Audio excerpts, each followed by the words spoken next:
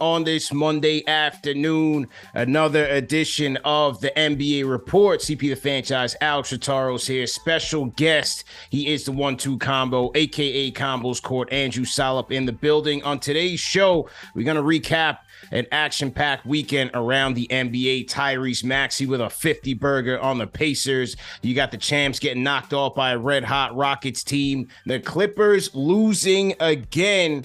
What's going on with Zion Williamson, man? A lot to do, a lot to talk about. Lock in, hit that like button, hit the share button, subscribe to the channel. #1 NBA podcast for the fans, by the fans. This is the NBA Report. Let's get it going. Salute, salute, salute.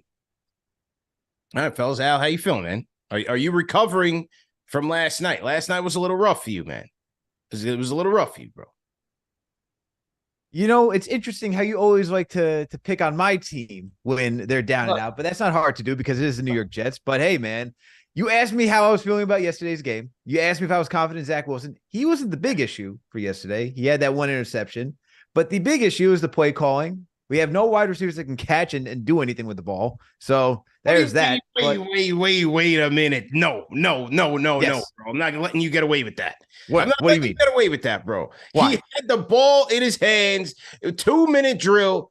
He had it, bro. He was marching down the field. The story was tailor-made for him. They were 5-4, not 3. You can't go to Legatron to save you this time. This time, it has to be through the air. Through Zach Wilson, leading them on the drive. He was chaining plays together. Receivers were making plays for him. Garrett Wilson was making plays for him. You had Uzama making plays for him. And you were just waiting, bro.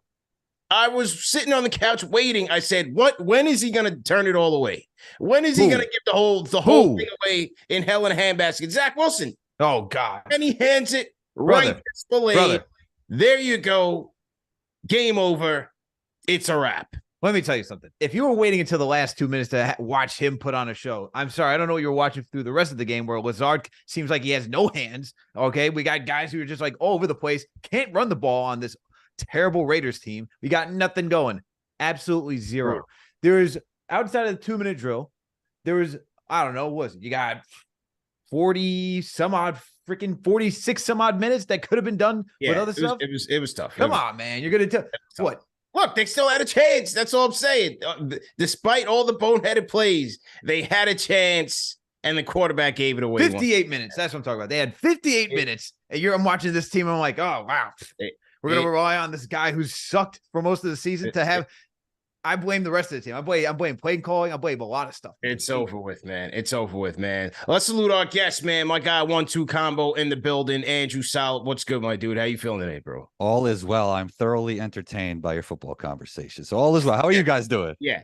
It's a race to the bottom, man. You know what I mean? It's a race to who's the bummiest team in football. But it's not the Jets. Giants are taking that by a mile. So, you know, I just enjoyed either way. But let's get to hoops because this weekend was pretty action-packed around the league. I got to start with what's going on in Philadelphia for a multitude of reasons because it'll kind of connect to a lot of the stories that we're going to talk about today. But Sixers over the Pacers, man, 137-126. Sixers going to 8-1 on the campaign. Pacers with the best offense in the league, but it wasn't enough because Tyrese Maxey's offense is that much better. 50-piece for Tyrese Maxey, 20 of 32 from the field, 7 of 11 from downtown, 5 assists, 7 rebounds, 3 blocks. Put some respect on his defense right now. I mean, look, with the Maxey situation to me, man, it was... They needed to make the Harden trade to free up Maxey, but I still wasn't convinced that he was just going to take the reins like he did, like he's doing right now. And that could really change how they go about really trying to build this thing down the road in terms of who the pieces that they're trying to put together to finalize a championship contender because they're there right now. I mean, this Maxey Embiid pick and roll is ferocious. You can't stop him. He's a blur in terms of his speed. 3-level scorer. The way that he can play off of Embiid, that they can play off of each other, is something that I don't even think Harden and Embiid had. And he increases the pace for them. It's a completely different style. He can play fast compared to Harden's more methodical, slower pace. the Maxey thing has been a tremendous revelation, man. It's been a tremendous revelation, bro. What was your thoughts on this 50 piece last night? Just absolutely amazing. The guy's averaging 28, 7, and 5 with the 50-40-90 split. Like, these are MVP numbers. And Joel Embiid, nobody's talking about Joel, but he's playing like MVP Joel right there with him. So this has been incredible. I know everybody's very low on Harden right now, but I do think Tyrese Maxey benefited from getting to work out with Harden. Harden, one of the greatest offensive scorers in NBA history when his time was his time, right? Like, he doesn't look like that right now, but he has a lot of knowledge. And I think under the tutelage of James Harden, he learned a lot. And now he got James Harden out the way and he's flourishing. So I love it. You know, I love both Tyrese's in that game, Halliburton and Maxey, but Maxey got the best of him on this night. Al, talk about this kid, man, because look, somebody in the chat said, why can't the Knicks draft like this? Look, the Knicks wanted him. You know, CP, they did. Wait. Knicks wanted him. Wait, one thing though, CP, I was telling everybody to draft the other Tyrese before Obi. I was saying it back then. And, man, that would have been great for the Knicks, right? That would have been great. Certainly would have, man.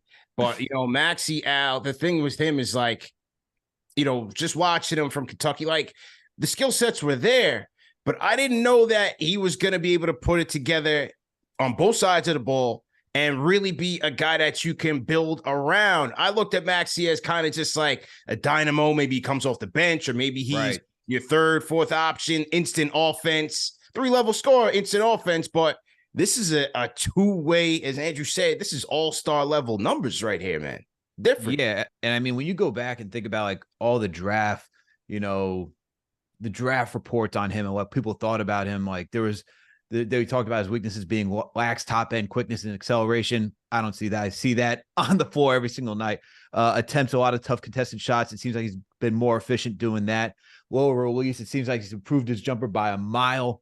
And then the pick and roll was another thing that was considered a weakness of his. But now you see how he's just been able to evolve that game. And I think to Andrew's point, when you look at how you had James Harden and Embiid, who was one of the best pick and roll duos last season, how do you not watch that and just take a little bit away from that? And that's why you bring in good players for young players. So that way they have someone to teach them, to guide and ask questions like, hey, that's what development's all about. Like sometimes when we just say, oh, why don't you let the young kids just go out there and go run free? It's like, I get that, but at the same time, you need some sort of guidance and who are you going to learn from in order to develop that game. So for Maxey having Harden, I agree with Andrew that helps. But now when you get rid of somebody like Harden, right, and now you just give that usage rate, all those opportunities to somebody, and just allow them to do this. This is that experimentation that we see. What happens when you give a talented player that much freedom to be that guy? And now Maxey's just run away with it. I think the most impressive thing for Maxey right now is that, guys, on the season right now, he's averaging a 50-40-90 split. If you told me out of college that this 31% shooter on low volume was going to be, he was even a 30% shooter, 29% in college. Now he's going to be shooting over 40% in the NBA. I would not have seen this thing coming. But look, the stuff that he was strong at, being able to finish around the rim, he's able to do that still. And he's just taken all of his weaknesses and just enhanced them to add to his game. I love Maxey's game, man. It is just, he's dynamo. This is a dude that we're talking about. He leading, in my opinion, for most improved player, because my God, the way he's balling right now, 50 piece, like granted, the Pacers don't have a good defense, but still to do that with Embiid on the court, absolutely impressive. Right. That's with Embiid on the court. And right now they're the highest scoring duo in the league, best scoring duo in the league. And I mean, that last shot, that last three that he hit, and that might've been for 50, where he caught Buddy Hield with like a step back 35-footer leaning to the left. I mean, you know, his bag is insane, bro. You know what's crazy is that step back, that was another thing people had as a weakness, that he couldn't create off the dribble. And that now you just see that as just Yeah. And to your point with the mentorship, I mean, we're seeing this. I don't want to, jump the gun too much, but we're seeing when you bring in some mentors with young talent with the Rockets, I mean, that's a recipe for success. So I think Maxey definitely did learn from that pick and roll duo with Embiid and Harden. For sure. And then, them losing Oubre in the car accident and him, man, because that could have been way worse. He's lucky he got out of that. But them losing him is quite untimely, because he's provided some scoring efficiency there off the bench. Tobias Harris has been shooting the ball lights out since the beginning of the season. What I like about Harris is he's also the guy like every team, you have your stars, you have your superstars, but you also need your guys that's going to get it out the mud and do the dirty work. Tobias Harris is that guy, man. Whether it's on the boards, you're getting the hustle plays, like he's been that guy. And then on top of that, he's scoring the ball very well and quite efficiently. And so I think he's another guy that's benefiting from the Harden departure. And then you bring in a Kelly Oubre, a 20-point per game scorer on a minimum contract. Yeah, it's looking great, man. I hope he can come back soon because they're going to miss him. Speedy recovery to him. I said, I think I have a tweet somewhere before the season, like he could be that Aaron Gordon, Andrew Wiggins guy. Not that he's the same player, but he could be that guy that could help a contender, a super talented guy that just fits into a role really well. And he's done that. Speedy recovery to him. He's going to have to. But another guy that they have that can fit that role, Nicholas Batum. Yes. I mean, Philly could come away with this thing. We'll see what happens with the Clippers, and we're going to talk about them next. But Philly could really come away with this thing head and shoulders winning this trade. I mean, Nicholas Batum yesterday, 9.7 boards, 3 blocks, 2 offensive rebounds, 3 for 5 from downtown. He's tailor-made to kind of fit what they're looking to do right now. Alex, I'd like to ask you actually, like, who do you think are they contenders right now if Kelly comes back, or do you think they need to add another piece, maybe an Alex Caruso or a Jeremy Grant from the Blazers? You know, they're trying to rebuild. Like, do you think they need to add one piece to be legit contenders? I think they do need one more piece. Like, I like Maxey and Embiid, but if you're thinking about the Celtics, and even though they beat them, right, it's still only the regular season. Seeing an opponent through a 7-game series, they're going to adjust. They're going to make sure that they limit what you're successful at. Having Embiid and just Max as your only 2 guys and being like the best like creators, I think that's tough. When you look at the Celtics, you got Tatum, you got Brown, you know, Drew can do a little bit. You got KP, who's a tough cover as well. And then you also got Derek White, who's just, that's your 5th guy in that starting rotation. Like the Celtics don't have a strong bench, but I think you think about that starting 5 against the Sixers. Like I like where the Sixers are. I think moving forward, after this offseason, if you're Daryl Morey, you got to be happy. Like, wow, I got rid of Harden and now addition by subtraction. Look at this. You know, this is like the biggest addition by subtraction for this team. So he's going to have a lot of cap space this offseason. I don't know how you build off of this, like who are they going to try to entice? But if you're Embiid and you're thinking about, look, I want to compete, Maxey's starting to show out like this, you got to be happy. Like, oh, Philly ain't such a bad spot right now. But I will say this. I think credit's got to be given to Nick Nurse, too, to change what Doc Rivers is doing over there. Because, you know, something that Embiid said earlier this season in October is that he doesn't like the way that I think under Doc that it was very ISO heavy. He wanted more ball movement. And that's something that Nick Nurse did bring to this, or it was just implemented. And I think that's something that we gotta talk about as well. So Nick Nurse adding that, and also we know how Nick Nurse is a defensive coach too. So I think the defense, adding the offense, or just like shaking things up, I think that's really helped this team too moving forward. Number 1 in the NBA in fast break points at I think it's like 20 points per game. So I mean, they're getting out, they're playing faster, they're getting out in transition, you're getting easy buckets that way, and then you still have right now 2 in your top 10 of bucket getters in Maxey and Embiid. That's a dangerous combo, man. Number 3 in points per game are the Sixers.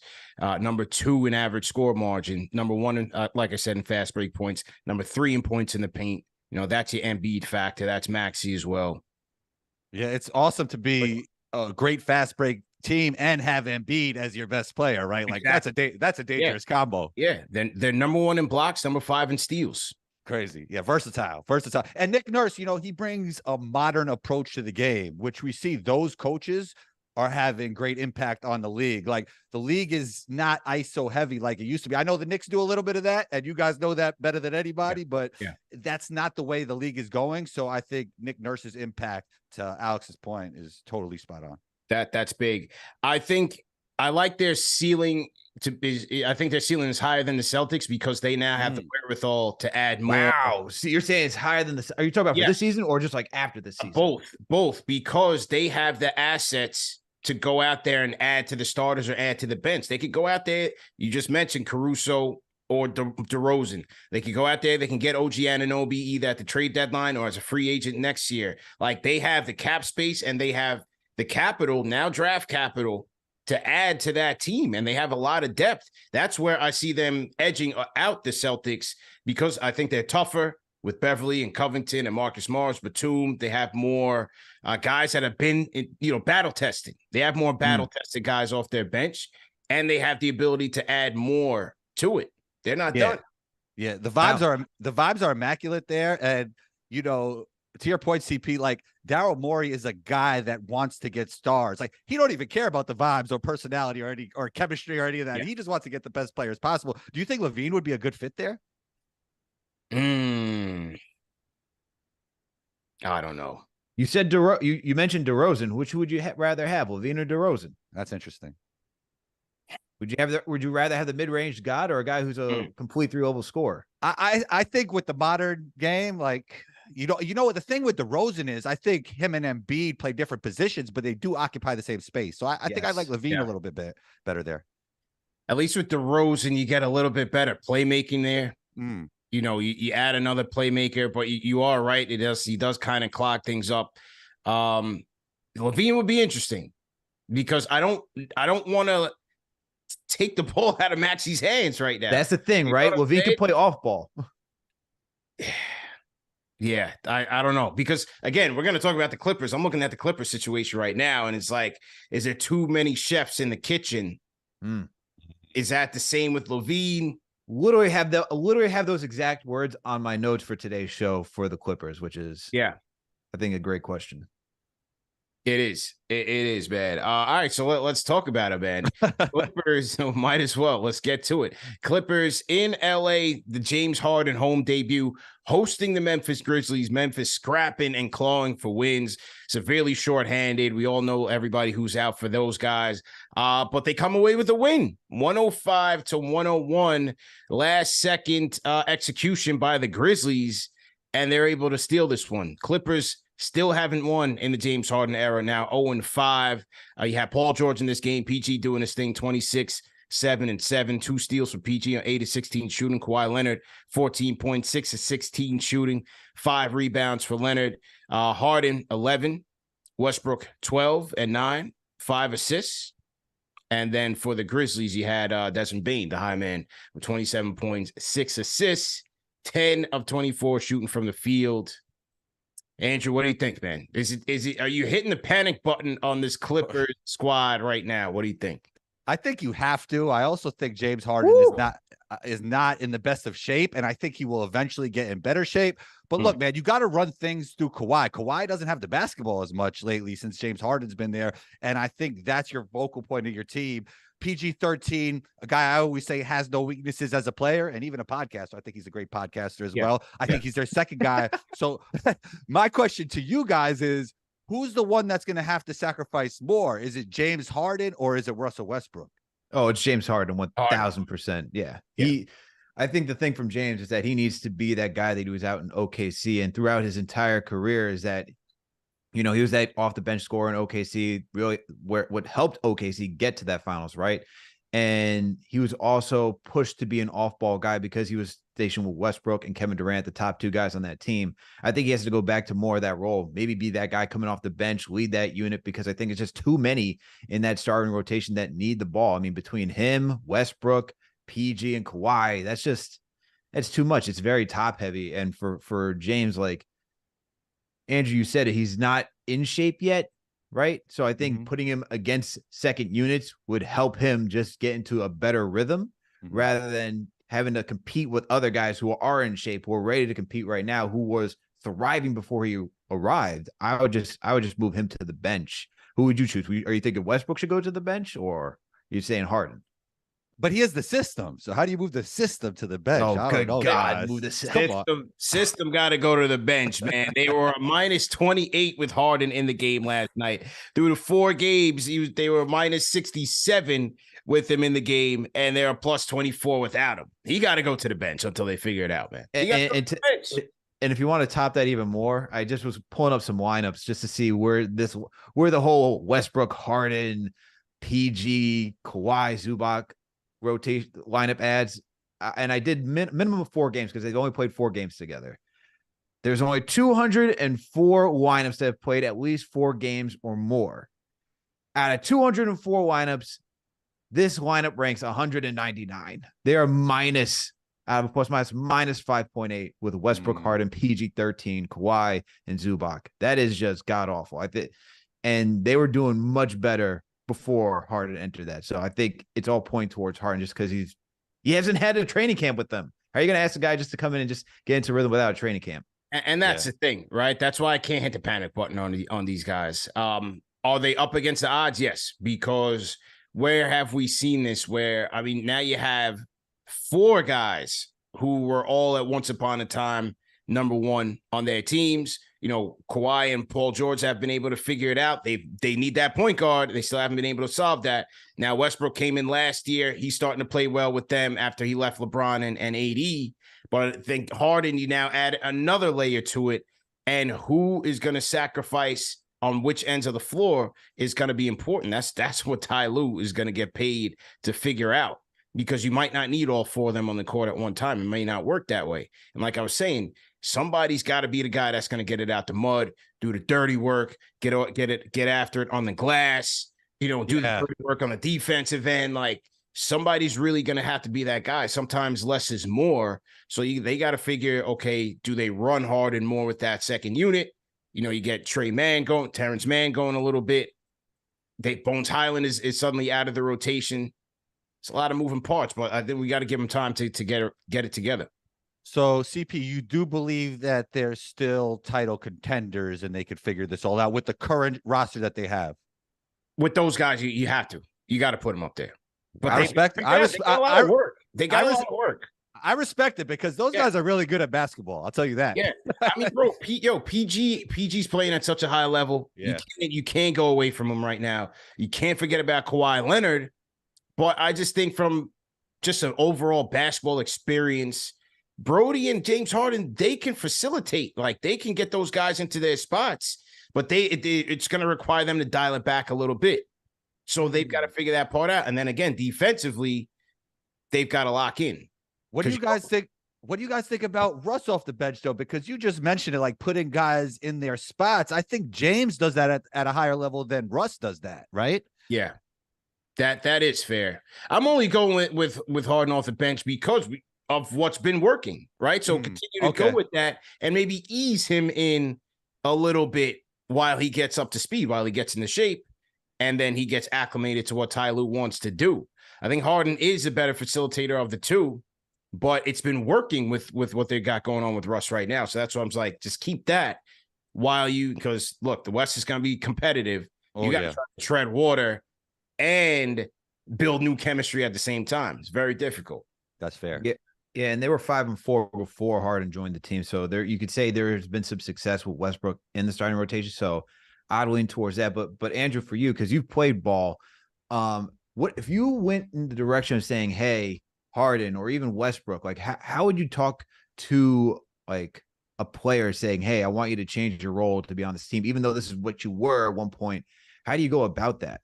I mean, first and foremost, you got to talk to James about getting in the gym and shooting a whole bunch of catch and shoot jump shots, because, this game is all about muscle memory. And we're seeing that once he catches the ball, he has to put it on the floor. And some players are just like that. It's not a bad thing. It's just what he's been doing for so long. So I think James, get in the gym, shoot a lot of catch and shoot shots.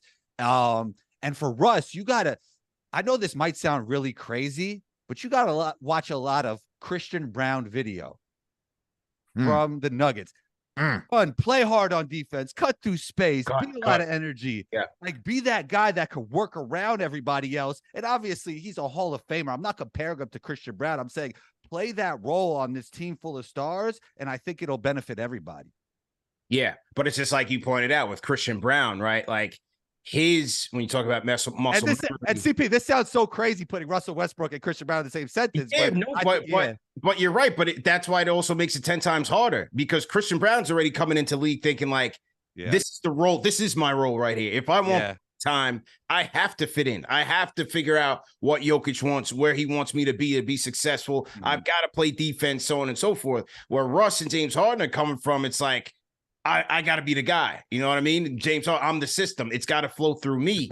And so it's reprogramming. How do you reprogram, umpteen year vets, all-stars, MVP caliber players? How do you reprogram them to now fit into different roles on a team with 4 guys who could arguably need the ball in their hands to make it happen. It's difficult, man. I think one thing to be optimistic about is that if they figure it out, Ty Lue is a guy in the playoffs that can make all the right adjustments. So if we could figure this out during the regular season with that type of talent, you know, we could be looking at this team totally differently in the playoffs. So So do you, for both, I got a question, because is this the only chance for the Clippers to go all in for a chip? Because Harden's contract ends this season. You talk about Russ, PG, and you talk about Kawhi. All their contracts end after next season. So are you pushing all your chips in and be like, we got to figure this out right now? This is the only window we got for a title, because what if you don't win this year? You got to think about next year, right? These guys are just getting another year older. Not everyone's necessarily the most healthiest on this team. You have no draft capital. Oh, so man. At any point during this season, do you think about pushing that panic button, saying, you know what, I don't see the direction going anywhere at all. We got to flip this and get some assets in return?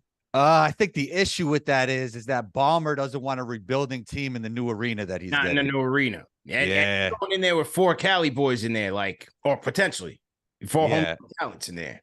Yeah, they don't want to rebuild right now. I know Ballmer doesn't. He didn't want to rebuild in this stadium. He's not going to want to rebuild in the stadium with 392 bathrooms in it. Like, no way. Yeah, absolutely. But look, man, I like between Norman Powell, Terrence Mann, and these guys, they have the talent to do it. They've just got to come together and build some chemistry, and that's going to be the hardest part in terms of how to utilize those guys and the proper rotations. I also thought the Mason Plumlee injury that hurts. Tough. Yeah, that was a little bit tough. First off, when I seen that when Julius Randle rolled up into him, I thought that was a broken leg or something, but luckily it wasn't. But I think they're taking a hit off of their bench. You know, Diabate is not the guy, like he's not going to be the guy that's going to get rebounds for you and protect the paint for you in the way that Mason Plumlee can. So now you kind of just top heavy with just Zubac there. I thought the Plumlee injury was sleeper. I thought that was a tough one for them.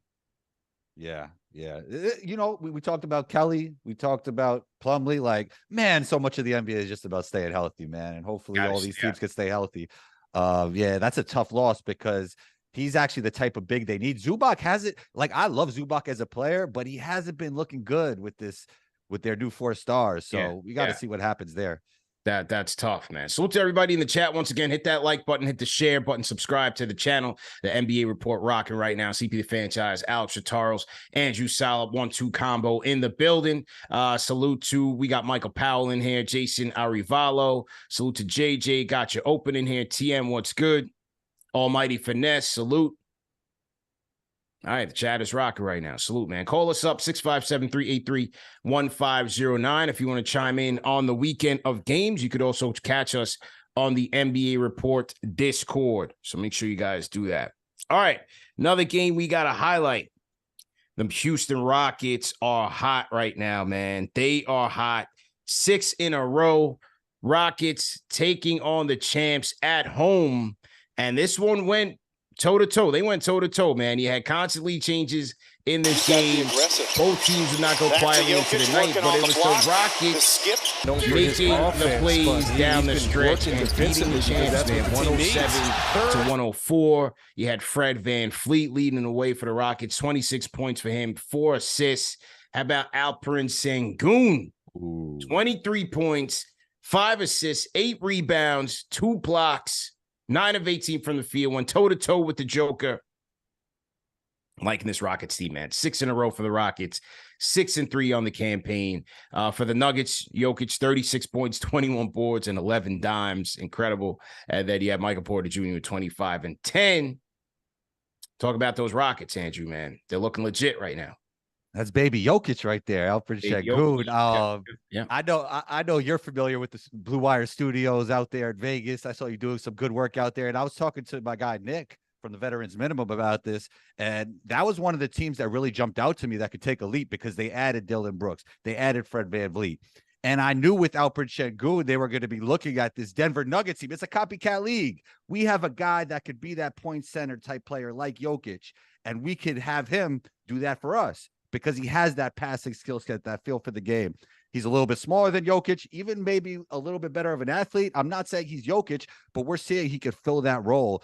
So I love everything the Rockets did. I was talking about them in the offseason, and now they're doing really well, and it's really awesome to see.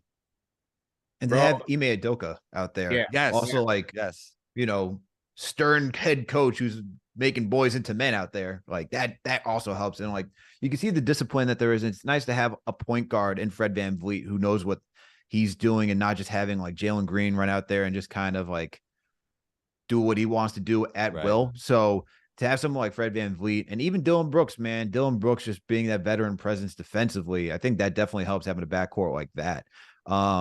But you see for the Nuggets what it's like not having Jamal Murray. You get into these type of close games, and now you lose Reggie Jackson coming off the bench, who's a solid scoring punch. And then you look at Denver's bench; they're only able to muster 8 points compared to what the Rockets were able to do. You got 15 from Jeff Green, you got 8 from Tyree Easton, you got 3 from Tate and 5 from Holiday. Like only 8 points. That's tough, man. That's tough. So you didn't even get anything from Christian Brown from your bench. So Nuggets, they just got to wait for Jamal Murray to get back, man. So that way their bench can even out, because without him, you're going to be in a lot of games like this. We've seen it before too when Murray was out in the past. Like Nuggets, they're still a good team, but it's just going to be close battles. Yeah. This was a big win for the Rockets. Excellent win for the Rockets with the upgrades that they made this offseason. I love the approach. Even Udoka, personal issues aside, look, he brought in a championship caliber head coach, one of the hottest names in the league before his issue. So that aside, when we're just talking about skills and talent, this was a big pickup for them. And then the offseason acquisitions, I understood why they were trying to do that, right? Because you get a Jabari Smith, a top pick. He's got 3-level skill sets. You bring in an Alperen Sengun. We talked about the comparisons to Jokic, his passing ability, his footwork, his vision, all on display. What Jalen Green can potentially be as a dynamic scorer in this league. Like, they have the young players with all varying skill sets, but you needed the adults in the room. You needed the veterans to put it all together. We've seen time and time again with the Rockets, with the Timberwolves back in the day, with the Magic, those teams, the perennial lottery teams that never fortify their teams with veterans who can play, not just the guys on the end of the bench, not just the Joe Ingles in the Magic situation, like guys who can really play because they get those guys in order. They get those guys in their spots. Look at the two-man game that Alperen Sengun and Fred VanVleet are playing with. Like, he didn't have that last year. Yeah. It takes his game to a whole nother level. And then, playing off of VanVleet, you're seeing Sengun making secondary reads. And he's finding a Jeff Green in the corner who's knocking down corner threes at a reliable clip. I mean, Jeff Green had an outstanding game last night. So the addition of VanVleet with Dylan Brooks, Brooks is bringing that fire. He's bringing the attitude, an extension of the coach's defensive philosophy on the court. And then you have a Green. They're putting that all together, man. They're putting it all together. So they look great. Big win for them last night. And the future is bright. They got guys who aren't even getting as much opportunity of really bright futures. Like Cam Whitmore is in the G League. And if you watch him in Summer League, and I know you watch him, CP, man, that guy looked NBA ready. He looked NBA ready, that guy. And he's not even getting an opportunity. He's in the G League.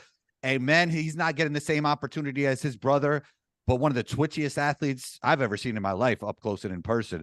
So not only are they winning right now, they got a bright future as well. Talk about it. I'm still shocked that Cam dropped so far in the draft. The Rockets just got richer with that one. But guys, they're 4th right now in the Western Conference. If you're looking at the same, if there was to end today, they make the playoffs. Are we seeing this team as a playoff caliber team, or are they going to drop back down and be more of a play-in type team? I'd have to say that some of the other teams are going to figure it out. Yeah. But I think they'll be in that play-in area for sure. They won't drop below that. I'll tell you that. They got too many good players, too much young talent, and they're coming together with chemistry. I don't think they stay at 4, though. I don't think they stay at 4. Okay, no. So to stay at 4, I mean, over the course of an 82-game season, I think that would be tough, but they would definitely be playing. I don't think Memphis recovers from this. I think that it's a lot for them to get back, even if Ja comes back. I mean, this is game 2-8 right now. 2-8. Bottom. Yeah, they're at the bottom. I think the Clippers will get it together. Is New Orleans imploding? I don't know. we got to talk about that. So look, you got 10 teams that'll be in the mix for it. They're gonna be right there. They'll be right there. Does OKC come back to the pack? What happens with the Lakers? If the Lakers don't stay durable, they could easily drop. Same thing with Golden State. Okay, OKC. The future is here. I'll tell you that. The future is here, man. That team is different. Like Chet just filled every gap they needed. And he was ready right away, right? They needed that rim protection. They needed that pick and pop player. He's so versatile. They're so fun. SGA, I think like him, Anthony Edwards, and Luka, those are going to be the guys moving forward that are going to win a bunch of MVPs. I know Jokic will be in the mix as well, but man, they got a squad. That team is so fun. It's a squad. Yeah. So yeah, I'm putting the Rockets up there, man. We're gonna talk about our top 5 power rankings. That's all I'll say, man. That's all I'll say. You got the Rocket top 5 power ranking with the Rockets up there. Holy cow! I will say if you're saying that means they got to be a playoff team. Let me just say that right now. Listen. Well, I guess CP is saying like what's happening right now, but he might be projecting something different going forward, right? Like you don't think they're top 5 moving forward, or do you? I don't know. I don't want to speak for you. Right. We'll get to the power rankings. We'll definitely get to here we go. This guy is trying. This is how he does. The teasers. I love the teasers. Get to the power ranking. You guys got to stick around for that, man. If you guys are new in the chat, leave us a hashtag new. We'll shout you guys out. The NBA Report Rockin' Man, CP, Alex, Andrew in the building, just going through some of the hotter games over the weekend. And you spoke about Ant-Man. Let's talk about it because the Minnesota Timberwolves are taking a claim for the hottest team in the league with a 116-110 win over the Dubs. Timberwolves go to 7-2, 6 in a row. Number 1 defense in the NBA right now. A number of top 10 placements offensively. You got Anthony Edwards destroying the league right now. They say he's the next Jordan. We got to talk about it. 33 points, 7 assists, 2 dimes for Ant-Man, 6 boards, 11 of 27 from the field, 10 free throws, perfect from the stripe. Karl Anthony Towns chipping in with 21 and 14. You had Jaden McDaniels with 13. And then you got Naz Reid and Nikhil Alexander Walker with 10 apiece off the bench for the Dubs. Hey, they go as Steph Curry goes, man. 38 points for the Chef, 5 boards, 5 of 13 from downtown, 11-25 from the field, but 5 turnovers for the Chef. Andrew, your thoughts on this Soda team, man? Are they for real, man? I mean, defensively, they look like the real deal with Anthony Edwards and Jaden McDaniels guarding the perimeter and Rudy looking like Utah Jazz Rudy. I think he's in better shape. I think he had some injuries last year that, when you have injuries in basketball, people will go, oh, man, like that's tough. But people really don't care. Like they just looking at the player on the court, and he wasn't the player that he was this year. So he seems to be healthy. Naz Reid, one of the most underrated bigs in the league, super talented. Yeah. Cat hasn't been Cat, but it hasn't affected the team either. So they got 3 really good bigs, and obviously Anthony Edwards playing at an MVP level, and the defense is immaculate. Well, that's why Cat coming back, not regressing, but just not, shooting Cat numbers, right, is not really an issue because Ant-Man is taking another leap and taking another leap on the defensive side of things, man. Yeah. So Ant-Man is absolutely destroying things. The perimeter defense has been locked in with McDaniels and Ant-Man. You got athleticism. You have wingspan. Conley in there adding his veteran presence, and then Stifle Tower correcting things at the rim and looking strong out. They're looking great right now, especially on the defensive end. As Andrew noted, like they're number 1 with the defensive rating right now. They are number 4 with a net rating. Offense can get a little bit better. Obviously, you need Cat to start playing like Cat does, but to have Ant-Man, McDaniels out there, and Rudy, just like, whew, it's a tough team, man. And then you got Slow-Mo on that team too. They're a very well-rounded team right now. Really just need Karl Anthony Towns to figure things out, and then this team could be dangerous. Look, this was the only team last year in the playoffs that really gave problems to the Nuggets last year, and even still. This year too, they gave the Nuggets problems. I think they actually defeated the Nuggets too, if I'm not mistaken. Like this Wolves team, they're legit. They got the athleticism, they got the height, they got the wingspan. This is a very tough team. If their offense just comes around, man, this team could start being a problem for a lot of other teams in the West. 5 times this season, they held opponents to under 100 points.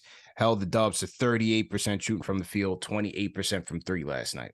So I'll ask you guys, I'll tie it all together. Who has a better chance to win the title, the Clippers or the Wolves right now, moving forward? Oh man. Mm, Clippers or the Wolves? That's mm. a tough one. I'm probably gonna go with. I mean, I'm I probably gotta gonna go with the go. Wolves, man. I'm probably gonna go with the Wolves to have the Yeah, better I team. gotta go Wolves. And it's so crazy because we were just trashing that Gobert trade.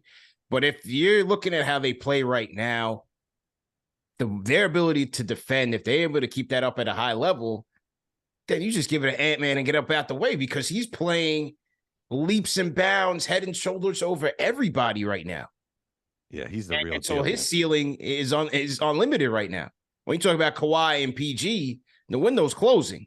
They're still playing at a high level, but the window's closing. For Ant-Man, he's just getting started. Yeah. And the thing is too, like when you look at defenses, the Clippers are not even a top 10 defense. And as many have discussed before, you need a top 10 defense if you want to go win a championship in this league. And Wolves are number 1 right now. So I think they're there. The offense, like even though it's middle of the pack, I still think that's enough just because as we've seen throughout the playoffs, it's very hard to have we see teams aren't necessarily as consistent offensively as they are during the regular season, just because it becomes more of a half-court game. Everything slows down a bit. You're playing a 7-game series, so guys can make the adjustments that they want. I'm gonna lead Minnesota. What do you got, Andrew? Who do you think? You think Clippers? It looks like you're saying you're ready to say Clippers. Man, I just if we all agree, that's not fun, right? Oh, so You know what? Go. I've been so high on Ant from when he was, back. I think it was actually the COVID season. He got cut short. I would just said like this guy has the highest ceiling. Like I love Ant, but man, the Clippers, those 4 guys, Hall of Famers, they got to be able to figure it out. I love Ty Lue in the playoffs. Let's go with the Clippers, man. Well, Ty Lue in the playoffs is very tough.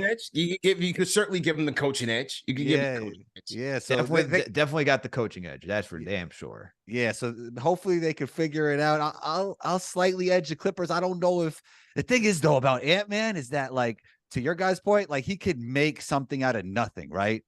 Like so that's once you just get to the playoffs with that type of defense and you got a guy like Ant-Man creating in late game situations and end of the shot clock, and we saw what he did to the Celtics in overtime. Like yes, that's dangerous. So I don't want to be the prisoner of the moment. So let's slightly edge the Clippers, but I love what the T-Wolves are doing. And I think Anthony Edwards, him, Wemby, Luka, that's the future of the NBA right there. You could even throw SGA into the mix.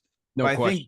But I think, Andrew, based on that, like what you see, like what they did against the Celtics, right? Like that's where I give them that much more confidence. I mean, and I think the thing is that even though, and we've heard this for the Knicks, like you talk about continuity, like the Wolves have continuity. Like they've all played last season with each other. Like they know where everyone's going to be on the court. So I'd give them that edge. Whereas we've rarely ever seen a an early season trade just like work out in a team's favor. Like I guess the only trade where like it really worked out, and that was during the offseason, though, was Kawhi. But that's really it. That was for like 1 year. And teams never learn from that, right? Like I feel like they never learned. Yeah. No, they just like to keep trying and hopefully, it works out in their favor. Yeah, exactly. Yeah, I mean, the continuity thing is very interesting when you speak about the Wolves because, like myself and like many others who are detractors and naysayers with the Gobert trade, hey, maybe a lot of us didn't factor in just giving this team time to gel, as they have a current and rising star in Anthony Edwards, giving him time, and then you see what McDaniels is doing. I mean, you can't get around him. The way he's playing defense out there. So, hey, maybe you just got to give them some time. But let's see. It's certainly a good story to see a team like that near the top of the league. And what also was interesting in this game was that, they handled Golden State with no problems. Golden State still had 19 offensive rebounds in this game, 20 second chance points for the Dubs in this game. And also Golden State scoring 20 points off of 14 Timberwolves turnovers. So the Timberwolves wanted to tighten up in their transition defense, take care of the ball and get after it on the boards. This thing could have been probably a 20, 30 point blowout. Yeah. Yeah. Totally agree. Yeah. I think the one thing we got to look forward towards like the T-Wolves is that Mike Conley being a stable point guard for them too. So like being a seasoned veteran, having that playoff experience, I think that also helps. But for man, like they'll figure it out. I feel like this is like always like something to like they can't win every single game, got Draymond back. They're 6-5. They're still trying to figure things out as well. Like even though it's looked good with Chris Paul coming off the bench, there's still a lot more that team has to do. I think it's really more so on the Wiggins aspect that needs to be more consistent for that team. And then you can really start saying, hey, are the Warriors a serious team again? Because Wiggins' inconsistency has been a real issue for this team, just getting back on track. Yeah, I mean, Clay looks like he cares too much, and it looks like Wiggins doesn't care enough from what I'm watching. Like, it's just like Wiggins got some of that bad body language that he had with the T-Wolves. Not like what he was when they won a championship, and you know how much you need Wiggins to win a championship, right? Like he proved that. So Clay got to be better. We've seen post-injury Clay come out to slow starts, so hopefully he could get it together. But I never really liked the idea of CP3 on this team, to be totally honest. I don't think him and Steph mesh well on defense together. Now, I know he's second unit guy, and I don't think him and Draymond mesh well on the offensive side, right? They're both basically point guards at the end of the day. I mean, Draymond has always initiated a bunch of the offense. So I never liked it in terms of them meshing because you're going to want to play your best players, right, in the playoffs together. And I don't think those guys are it for that. And the thing is that you're going to see Steve Kerr forcing CP3 in that mix. Yeah. Try to make it work. And we'll see if it does. I mean, who's going to have to? Who's going to guard Ant Edwards? Like, if they play with like CP3 and Steph in the backcourt, it's going to be tough. And that's also why, to me, Wiggins is one of their most important. Yes. Because that was a guy who was frustrating Tatum in the finals. Yes. Brown. He was their second best player next to Steph Curry when they won that championship. Like, they need that guy back. And who knows, right? Like, last year he left with the personal issues. Is that still bothering him? It's a lot to get up for every game when you got to go through practice and shoot around and travel on the road. Maybe just mentally, he might just be checked out right now, but they've got to get him sorted out because I think a lot of their success relies on a two-way engaged Andrew Wiggins. Yep, absolutely. But and to your point, Andrew, for wanting to play all your best players in the playoffs, do we really have to worry about that with CP3 when we know he's like scheduled to have an injury during the postseason? Yeah, man, that's a whole other topic. Yeah. I mean, like this, it's the same thing with the Suns. Like, do we know who's going to play in the playoffs? Do we really know? I don't know. No, I have no idea. Clue. Yeah, I have no idea. We got no clue, man. Yeah. How about this play in this Minnesota Golden State game? You had Ant-Man, who absolutely went ballistic, goes baseline and puts Dario Saric on a poster, ferocious dunk, and then gets a technical for staring him down, man. Come on. We're from New York, man. I mean, like, this is what we're doing. Come on, man. I can't stand it. They got Giannis tossed out of the game a couple days ago for staring down Isaiah Stewart. Like, what's funny to me is that the NBA, they're marketing the league around the highlight generation and Gen Z and who's getting dunked on, who's getting postered, who's getting whatever terminology the youngsters use these days, right? They're all into it, but yet they're policing the league in a complete opposite and conservative way. Like, let these guys have fun. The kids are going to do it anyway and put you on a TikTok anyway. So you're not slowing that down. Nobody's fighting in the NBA anymore. Like, these beefs, nobody's brawling anymore. They're all chummy and buddy. Let them have fun. Yeah, no one's trying to punch anybody. Look, they all got the bag. They're all trying to enjoy their money. All right, first and foremost. But then look, it's like when the NFL removed celebrations, right? It was like, oh, you can't celebrate. It's like, hold on now. The whole point is so that we could see celebrations and see how everyone's enjoying the game. Like, what happened to it just being fun? What happened to it be like, yo, I just got you. I'm going to stare you down. I'm going to walk away. Like, everything's a taunt now. Taking the Can't cough on the guy or else that's going to be a tech as well. Super soft, man. Like, I mean, somebody like everybody's greatest basketball memories. I don't want to speak for everybody. Is like you dunking on somebody and then telling them about it. Or John Starks on Michael Jordan. Simple. Or Jordan on Xavier. Oh, my fault. Chill. Wounds. Those are wounds, man. Those are wounds. Oh, wait, actually, you know what? He didn't even dunk it. He kind of like let it go in and then was like, I don't know if you remember that one. Yeah, but that taunt was like ferocious. Those are nightmares. Those are nightmarish taunts, man. I still sorry to bring that up, guys. Sorry about that. I still can't sleep over that, man. So oh man, yeah, man. So to everybody in the chat, once again, hit that thumbs up button for your boy CP, Alex, Andrew in the building. The NBA report. Make sure you guys once again hit the like button, hit the share button, and subscribe to the channel. Okay, fellas, let's talk about power rankings. So NBA came out with their power rankings today, and here is their top 5. Let me just pull that up real quick. Gamba, I don't know if I sent it to you. Producer Gamba, I don't know if I sent it to you. Well, let's pull it up and talk about it. NBA power rankings for this week. Number 1, Philadelphia. Number 2, the Timberwolves. Number 3, Nuggets. 4, Celtics. 5, Mavs. Al, I'll start with you, man. What do you think? 5 Mavs. Yeah. Who would have thought? Sixers, Wolves, Nuggets, Celtics, Mavs. I can understand the Sixers. They're on I think they've won, 8 in a row right now. So that makes sense why they're number 1. Who was number 2, you said? Number 2 is the Wolves. That makes sense because their defense and how they're just playing for such a young team. 3 was the Nuggets. They should be up there. Celtics, no issue with that. It's really the Mavs, man. Like, we're going to choose the Mavs. You're changing 5. I'm changing 5. Okay. I think with 5, I got to go with, let's see. I guess it makes sense. They're 8-2. Damn. That's tough. That's tough. I didn't realize they were the second best in the Western Conference. Ooh, maybe you're keeping 5. I guess the only other team I could think of that would be a good argument is like you put Houston up there for how young they are and how hot they're competing right now. Who are the Mavericks beating? Who are the Mavericks beating right now? All right, Andrew, we'll go to you for year 5. Oh, my 5? Yeah. So let's go. I like that. I still need a number 5 from you, man. So I'm gonna let you think about it. But Andrew, well, just come back. Can you go CP? Go one more time with the. Can you read it out one more time? Yeah. So the top 5 again is according to NBA.com. Their power rank is Sixers 1. Okay. Wolves 2. Nuggets 3. Celtics 4. Mavericks 5. I kind of like since I feel like Jamal Murray is out, I might switch to Celtics and the Nuggets.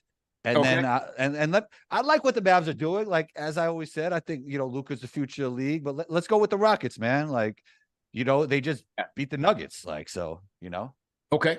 Yeah. So I'm gonna go switch those 2 around and I'm gonna go Rockets 5. Let's do that. Okay. Yeah. Shout out Paris Duggar in the chat. $4 super chat says, "What's up, CP and Alex? Love the shows and let's go Knicks." Shout out to Robert Paris Duggar. We got D Block 1755 in here. My 2 cents salute. All right, Al, back to you, man. Back to you. I know I was like, maybe the Rockets have a good choice. That was what I was leaning towards. I'm gonna follow Andrew Suit and say the Rockets because I'm gonna get the teams that the Mavs have beat, man. Okay. This is not really that impressive to me. Look, they've beaten the Pistons, the Spurs, the Nets, the Grizzlies, the Bulls, the Hornets, the Magic. Clippers and Pelicans are probably their best 2 teams that they've beaten, but they've also the Raptors, the Nuggets. Like, come on, man. Yeah, and you use the word best lightly with the way those 2 are playing anyway, right? Like, yeah, and it's Pelicans, that's what we're talking about. When I look at the Rockets right now, they've beaten, they've beaten the Horn. Like, obviously, they've beaten the Hornets, but they beat the Kings twice. They've beaten the Lakers. They've beaten the Pelicans and the Nuggets. That's more impressive to me than what the Mavericks have done so far. So I'm rolling with Andrew, man. You got to go with the Rockets. They're now you're talking my language. You see what I mean? I told you, I gave you a little sneak peek at my power rankings. Now you're talking my language. Rockets. I'm putting them in there at number 5. Mavs haven't beaten anybody yet. I don't trust them. Who wins in a best of 7 series right now? The Rockets or the Knicks? They just threw everything away. They play a 7-game series. I'm going with the Knicks. Okay. Yeah, Fair. They're not up to speed just yet. But only because relax over there, Andrew. Relax. Only because they came out the gates hot. They beat the Kings twice. They washed the Lakers and an impressive win against the champs. I'm putting the Rockets in at number 5. RJ's looking good. That jump shot's looking good. That energy transfer, it's looking better. It's looking better. For sure. Look, Andrew, you were at that playoff watch party. You watch it over there, man. You watch it. And also, wait, I heard there's another party coming up. Is combo on the list +1? That's what it is. All right. Yeah, absolutely. So I got Rockets 5. I got Celtics 4. Could be a 3 because like you said, with Denver losing Murray, they might take a little step back a little bit. Well, we got to hear the official list, CP. What are you doing? I'm going Denver 3. I'm going Denver 3. I'm going Celtics 4. All right, I'm switching it up 1 and 2. I'm going curveball here. I don't care what the records say. I'm going Sixers 2, and I'm going Soda 1. Quality wins. Wow. I'm going quality wins. Soda already beat Denver. They washed Boston, and they beat Golden State. Number 1 defense in the league right now, and Ant-Man is destroying everybody. Look, put respect on Maxey's name. I'm putting Soda up there, number 1. I'm putting him number 1. You're putting Minnesota over Philly right now? Yeah. I mean, Philly beat the Celtics too, man. What? I think Minnesota's got better wins. Wow. I'm putting them up there. I wonder how those teams you would weren't that. impressed by the Sixers outscoring the high-octane Pacers? No, because Pacers not defending anybody. So you knew it was going to be a high-scoring game anyway.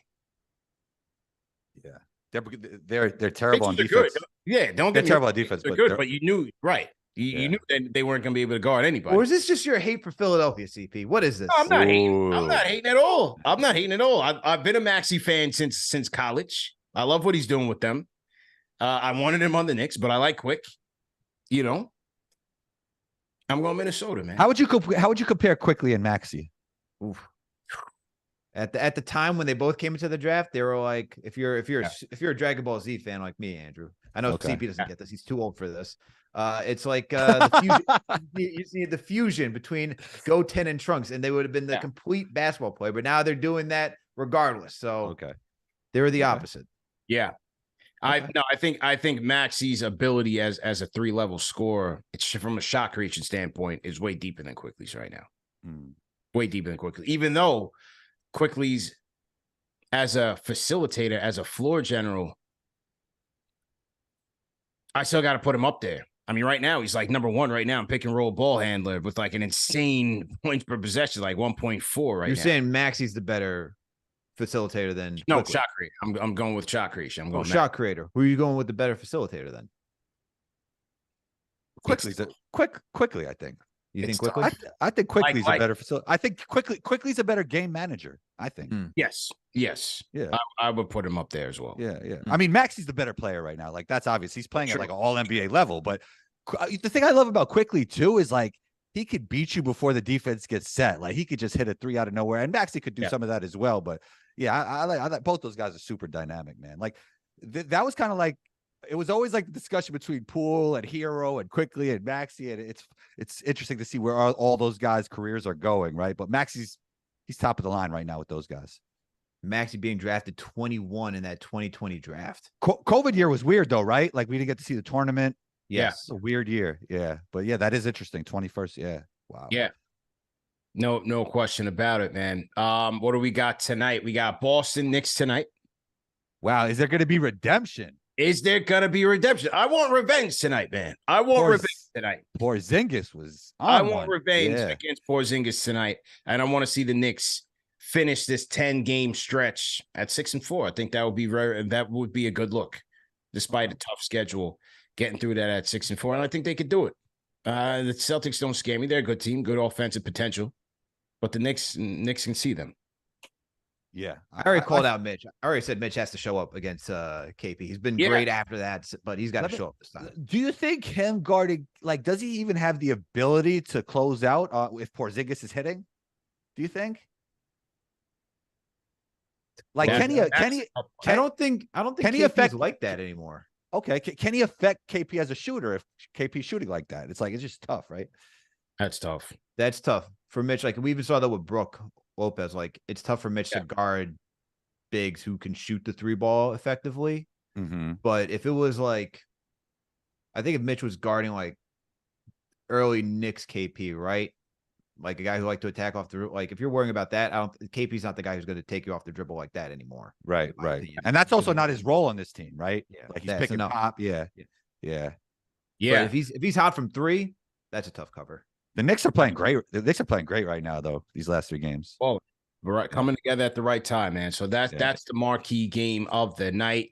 We'll see. You got Milwaukee and Chicago. We'll see if Milwaukee's defense picks it up a little bit because right now, Magic put it on them over the weekend. Who else we got? We got Cleveland, Sacramento, Washington, Toronto. So it's really Knicks Celtics tonight, 7:30. That's where you're gonna have to get your. I'll be there. I'll be in the house on the way. Go ahead and represent, man. You already know, man. You already know how I do. Let's get a W, man. I Yeah, great. got show. one thing. Go ahead. One thing though. I want to go through this 2020 NBA draft board if you don't mind, because I'm just Yeah, shocked at like who was selected before Tyrese Maxey. Yeah, Outside of Anthony Edwards, who wise choice. Warriors with James Wiseman. Number 3, LaMelo Ball. I think he's coming around. He's coming around. He played really well, right? Yeah. He played well. Yeah. Patrick Williams for the Bulls. Mm-hmm. 5, Cavaliers, Isaac Okoro. Hawks took Onyeka Okongwu. Pistons took Killian Hayes. I can't read who the Knicks took, so we're not gonna go with that. Wizards took Denny Avdija. Suns took Jalen Smith. Spurs took Devin Vassell. Kings took Tyrese Halliburton. Pelicans took Kyra Lewis. Celtics took Aaron Naismith. Magic took Cole Anthony. Blazers traded Isaiah Stewart to the Pistons. Timberwolves took Poku, who was traded to the Thunder. Mavs took Josh Green. Wow. Nets took Sadiq Bey, who was traded to the Pistons. Wow. He took Precious Achua. And then you have Maxey right there. Yeah.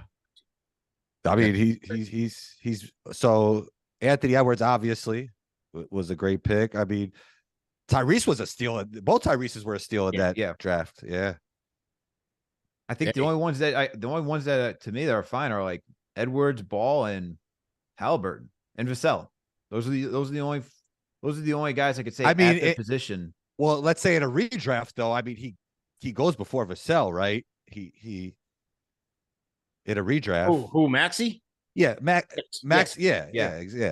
I mean, so how about actually, I think Vassell is coming though. I think he's good. Yeah, he's good. But do you guys think who would you guys take for your franchise first, Halliburton or Maxey? I'm going Halliburton. Like, I just love the way Halliburton plays basketball. Like, I love it. Yeah, he was cooking. It was awesome. He was cooking this night. It's tough, man, because Maxey, I think it depends on like what you need. Do you want that guy who could just be a full-on facilitator and scorer? Then that's where you go with Halliburton. If you want a guy who could be that scorer and he still gets solid defense, I'm going with Maxey, man. And Maxey's playmaking chops are still developing, but I don't know. It's tough. I think I'm going. I just like Maxey's game, man. I kind of like that gamer mentality where it's like nothing's too big for the moment for him, and he's just like he feels like he always has no reason whatsoever. He could win all the awards. He still has a chip on his shoulder. I like that about Maxey. I think it comes down to like what type of player you like. Like, I always like that guy that makes everybody around you better. You know, the Jason Kidd, the Magic Johnsons, the Jokic. Yes. So like Tyrese Halliburton, like since college, I said that he just makes everybody around him better. But I could see like if you like that killer scoring mentality, like a score, you go with Maxey. So I think it definitely depends on what type of archetype you like. True indeed, man. Well, great show, fellas. Absolutely outstanding show.